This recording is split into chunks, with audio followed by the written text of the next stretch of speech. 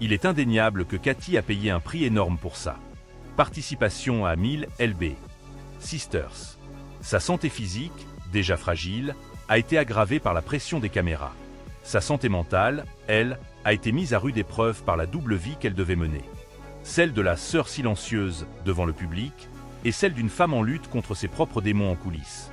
Mais il faut aussi reconnaître qu'à travers ce chaos, elle a acquis une voix, une plateforme qui lui permet désormais de dénoncer ce qu'elle juge injuste. D'un point de vue culturel, Cathy Slaton représente un miroir cruel de notre époque. Elle révèle à quel point le public réclame des récits de souffrance, mais se scandalise ensuite lorsqu'il découvre les manipulations derrière ces récits. Son cas illustre la fascination morbide que la société entretient avec la douleur transformée en divertissement. La question reste ouverte. Cathy est-elle une héroïne tragique ou bien une participante consentante qui a perdu le contrôle du récit? Nous, en tant que narrateurs, ne prétendons pas apporter une réponse définitive. Nous posons seulement cette réflexion. Sans elle, 1000 lb. Sisters n'aurait pas eu la même intensité. Et avec elle, la série a franchi une frontière éthique que le public commence seulement à questionner. Et vous, spectateurs, que pensez-vous? Voyez-vous en Cathy Slaton une victime manipulée par la machine télévisuelle ou une femme qui a choisi de s'exposer et doit assumer les conséquences? Est-elle un avertissement sur les dangers de la célébrité ou une voix courageuse qui a osé briser le silence? La vérité n'appartient peut-être à personne d'autre qu'à Cathy elle-même. Mais une chose est certaine. Son histoire restera gravée comme l'un des exemples les plus dérangeants et révélateurs de la télé-réalité contemporaine. Il y a des histoires qui ne devraient jamais être oubliées. Celle de Cathy Slaton appartient à cette catégorie étrange, entre la tragédie intime et le spectacle collectif. Pendant des années, elle a vécu sous l'œil des caméras, prisonnière d'un rôle qu'elle n'avait pas choisi entièrement, mais qu'elle a fini par incarner malgré elle.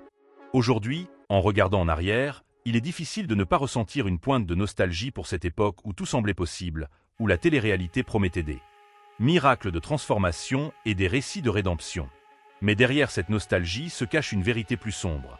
Cathy Slaton a payé le prix de la transparence totale. Elle a donné son corps, ses émotions et son intimité à une audience mondiale. En retour, elle a reçu la célébrité, mais aussi la douleur, la solitude et le jugement permanent. Et pourtant, c'est précisément ce mélange de lumière et d'ombre qui la rend inoubliable. Pour certains, Cathy restera la sœur discrète, celle qui n'attirait pas les projecteurs mais dont la présence donnait au récit une profondeur. Inattendu. Pour d'autres, elle est devenue le symbole d'une époque où la télévision a franchi toutes les limites, transformant la souffrance en monnaie d'échange. Mais quelle que soit la manière dont on choisit de se souvenir d'elle, son nom est désormais associé à une vérité dérangeante. Celle qu'il y a toujours un prix à payer lorsque l'on offre sa vie au public. Et si, au fond, l'héritage de Cathy Slaton n'était pas seulement celui d'une star de télé-réalité, mais celui d'un avertissement, un rappel que la célébrité instantanée peut être aussi destructrice que séduisante. Un écho qui résonne bien au-delà des plateaux télé, jusque dans nos propres vies, lorsque nous consommons ces récits sans penser aux êtres humains qui s'y cachent. Oui, il y a des histoires qui n'ont jamais été racontées. Mais maintenant, vous les connaissez. Et à travers elles, Cathy Slaton reste vivante dans la mémoire collective. Une femme brisée, mais aussi un miroir de notre époque.